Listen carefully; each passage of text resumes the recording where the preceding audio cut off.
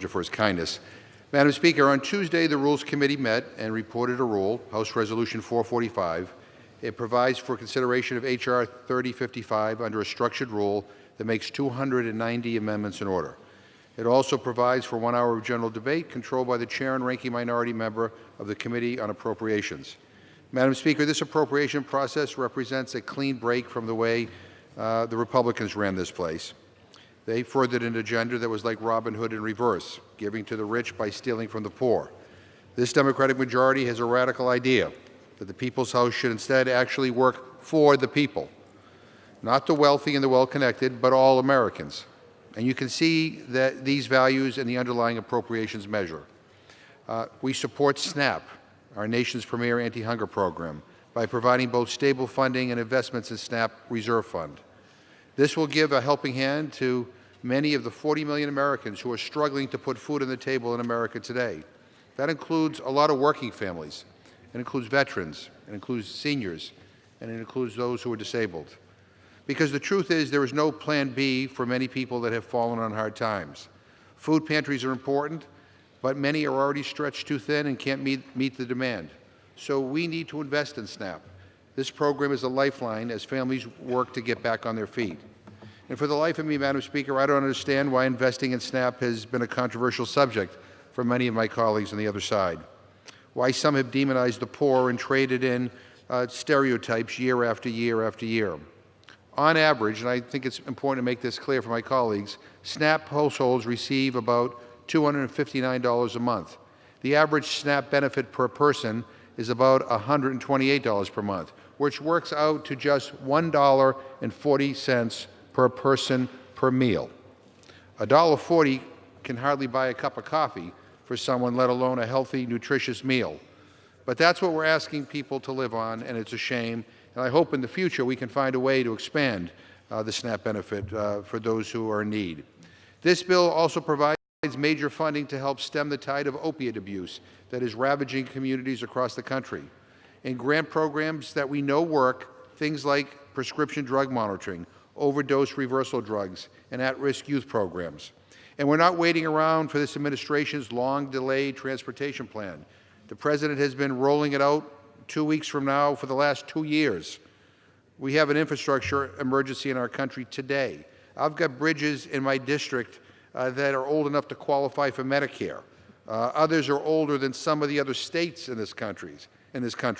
It's the same old story all across the country. That's why the American Society of Civil Engineers has given our nation's infrastructure a D+. This is appalling, Madam Speaker. We owe a lot to those that built our roads and bridges a century ago, but we cannot expect them to last forever. H.R. 3055 would provide real funding now to rebuild crumbling infrastructure. There are also badly needed investments here in our nation's digital infrastructure, because the sad reality is that in America today, 25 million people in rural communities don't have access to high-speed internet. Some are in my state. Massachusetts has made significant strides in bringing high-speed internet to the rural parts of western and central Massachusetts, but there are still pockets where connectivity is still a problem. This bill would fund an expansion of rural broadband services that would allow more kids to actually do homework at home, expand economic development opportunities, and improve health outcomes. Affordable broadband should be available to everyone, regardless of their zip code.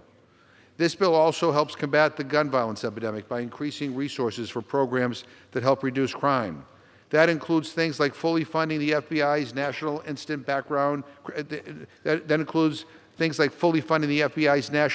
Criminal Background Check System, making schools safer, and investing in mentoring programs for at-risk youth.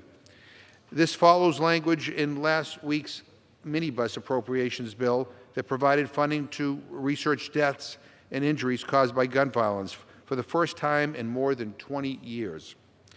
Because this majority isn't afraid to stand up to the NRA and protect the people we represent. We know the will of the American people is stronger than the might of the gun lobby.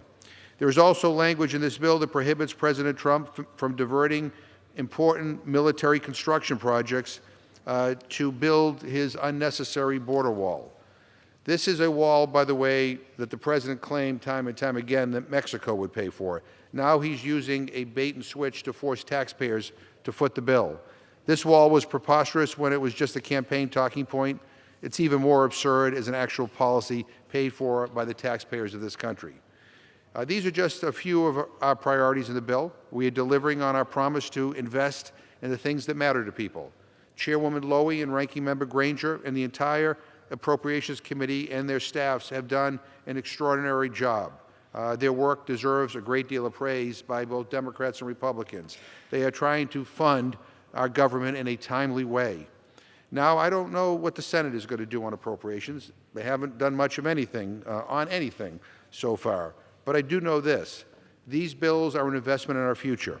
They are tailored toward providing opportunity for all Americans and delivering on our pledge to make this place work for them again. Fixing our infrastructure, reducing gun violence, providing economic opportunity for small businesses, ending hunger. These are the kinds of things our constituents want us to address. So I urge all my colleagues to show the American people that we are listening by voting for this rule, and let's keep bringing forward appropriations measures that truly represent the will of the taxpayer.